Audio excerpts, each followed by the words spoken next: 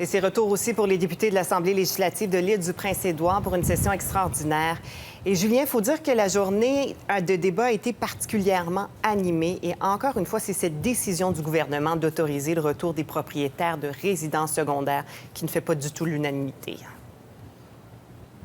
Exactement, Karine, vous l'avez dit, section extraordinaire qui devrait durer que 2 ou 3 jours ici à l'île du Prince-Édouard parce qu'on doit aller de l'avant. On doit notamment voter les dépenses qui ont été faites durant la Covid-19 ou encore nommer le défenseur des droits aux enfants. Et alors, vous l'avez dit, ça a été extrêmement animé aujourd'hui pour cette rentrée parlementaire à l'île du Prince-Édouard parce que à la fois le Parti libéral mais aussi le parti de l'opposition officielle, le Parti vert, eh bien, ils ont critiqué avec véhémence le Parti conservateur et le Premier ministre Denis King par rapport à cette décision de laisser les propriétaires de résidences secondaires de pouvoir appliquer dès le 1er juin pour pouvoir venir à l'île du Prince-Édouard. De leur côté, eh bien, le Parti vert et le Parti libéral ont critiqué cette décision. Ils ont dit que c'était bien trop tôt, qu'il n'y avait pas assez de faits pour aller de l'avant.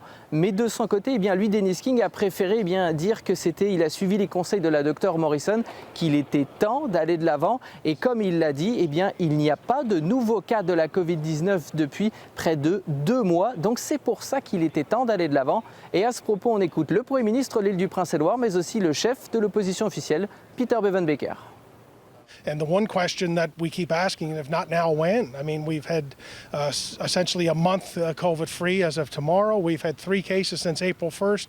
If we don't begin to look at these measures now, when would be a proper time to look at it? What we talk about is doing this in a very measured and careful process. So that's the concern we have. We're opening our doors to what is potentially an incredibly high-risk community of people to come here. And we have not yet seen the evidence as to why that is the safest way to proceed. It just seems so out of step with all of the other really sound decisions that have been made. And that's why it's not me who's upset, it's Islanders who are upset. They know this is wrong. Et Julien, le gouvernement provincial a aussi profité de cette première journée pour présenter une mise à jour économique. Oui, exactement. Darlene Compton a répété bien que la province a terminé le dernier exercice fiscal avec près de 4 millions de dollars de déficit et elle s'attend à un nouveau déficit pour la prochaine année fiscale. Ce qu'on a su aussi, c'est que la province a dépensé 14 millions de dollars uniquement dans le système de santé ici à l'île du Prince-Édouard.